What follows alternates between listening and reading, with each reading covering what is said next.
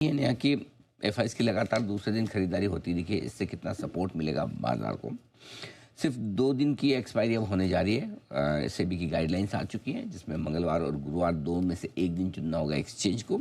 इसका पूरा विश्लेषण होगा, किससे फ़ायदा नुकसान। इंडिगो, पीजी इलेक्ट्रोप्लास्ट, 2 बड़ी कंपनियों में आज ब्लॉक डील होने जा रही है। पीजी इलेक्ट्रोप्लास्ट, अगर आपको लग रहा हो कि बड़ी कंपनी कैसे हो गई, कब से हो गई, तो मैं बताऊँ आज ही से हुई है। आज जो 4 नई कंपनियों का सर्कुलर आया जो वायदा कारोबार में शामिल है, उसमें पीजी इलेक्ट्रोप्लास्ट भी है। अब बड़ी मान लीजिए, अब तक नहीं माना है। तो सेजिलिटी का ओएफएस है, इसमें क्या करें। ब्रेकआउट की तैयारी में है निफ्टी और बैंक निफ्टी। कौन देगा, किस लेवल पर देगा, पहले कौन देगा, ये सारे सवाल आपके लिए। और अगर आज आप ट्रेड करना चाहते हैं इंट्राडे में, तो बेस्ट एंट्री लेवल क्या है निफ्टी और बैंक निफ्टी दोनों में खरीदने और बेचने के लिए। और साथ ही कौन से मिड कैप और स्मॉल कैप शेयरों में आज बन सकते हैं तेजी के बेहतरीन मौके, खासतौर से तब जबकि एफएनओ स्टॉक्स में एक्शन है कम और औरोबिंदो में वैसे भी आपने देखा कि सिर्फ एक ही नतीजा था कल बाजार बंद होने के बाद। तो आज पूरा फोकस आज कैश मार्केट के स्टॉक्स पर है। ऑलराइट, चलिए। लेकिन सर, शुरुआत हम एफआईआई से कर लेते हैं, क्योंकि आपने भी जैसे कहा कि एफआईआई के संकेतों को, उनके एक्शन को ही हमें स्टडी करना ज़रूरी है। तो लगातार दूसरे दिन हम देख रहे हैं एफआईआई डीआईएस की तरफ से खरीदारी साथ साथ आई है। बिल्कुल, क्या मायने हैं इसके? देखिए, 2 चीज़ें हैं, एक क्वालिटी वाइज और दूसरी क्वांटिटी वाइज। हम हमेशा आंकड़ों का विश्लेषण इसी लिहाज से करते हैं। तो क्वालिटी वाइज आंकड़े अच्छे हैं। क्यों हैं?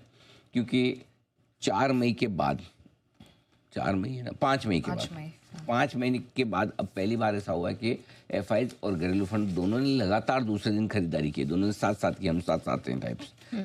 5 मई के बाद यानी 20 दिन लगा दिए इन्होंने साथ साथ आने में। कभी ये ले रहे हैं तो कभी ये नहीं ले रहे हैं। और आमतौर पर लोकल फंड तो ले ही रहे हैं, पूरे महीने में एक ही दिन बेचा, बाकी तो खरीदा ही उन्होंने भर में। अभी तक क्या हो रहा था, पिछले 6 ट्रेडिंग सेशन से, 7 ट्रेडिंग सेशन से ट्रेंड ये था, एक दिन खरीदारी का, एक दिन बिकवाली का एफआईज का आता हुआ दिख रहा था। ठीक है, जो शुक्रवार से शुरू हुआ, इस शुक्रवार तक, पिछले शुक्रवार तक चला।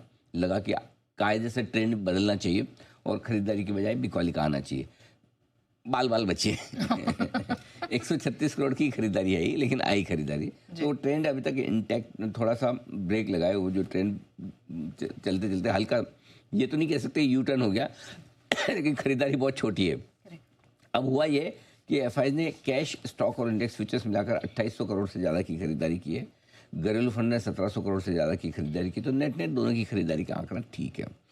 अब आंकड़ा नेगेटिव देखना चाहें तो आप कहेंगे अरे बेचते तो बहुत भर भर के बेचते हैं, लेते तो थोड़ा सा। बात तो सही है, खरीदार छोटा है, लेकिन जब तक छोटी खरीदारी में मार्केट टिका हुआ है तब तक टेंशन ज़्यादा नहीं है। और बिकवाली का तो नहीं आया ना, कम से कम ट्रेंड के हिसाब से तो बिकवाली का आ जाना चाहिए था। दूसरी तरफ अगर एफआईज ने थोड़ा कम खरीदा है तो लोकल फंड ने ज़्यादा खरीद लिया। परसों एफआईज ने शुक्रवार को ज़्यादा खरीदा था, तो लोकल फंड की 300 करोड़ की खरीदारी थी। सो कुल मिला के नंबर ठीक है, कोई दिक्कत वाली बात नहीं है। और इन नंबर के दम पर एक अच्छी चीज़ निहाई है कि कम से कम आपको ये कॉन्फिडेंस रहता है कि दोनों का मन खरीदने का है, सपोर्ट मिल जाएगा, ज़्यादा घटेंगे नहीं, बस इसे। बाकी तो अगर किसी एफआईज का किसी दिन मूड हो जाए, कोई रिडम्पशन प्रेशर आ जाए या कोई मार्केट पे व्यू बनाकर आ जाए कि आज तो मुझे प्रॉफिट बुक है, तब तो वो तो एक अलग बात है, उसका तो आपको हमें पता नहीं हो, तो रोज़ का रोज़ ही पता चलेगा। बट अदरवाइज ओवरऑल ये नंबर ठीक है, कोई दिक्कत वाली बात नहीं है और कॉन्फिडेंस बढ़ाने वाले हैं। ठीक है, चलिए, कॉन्फिडेंस बढ़ाने वाले भले ही छोटे हों। लेकिन सर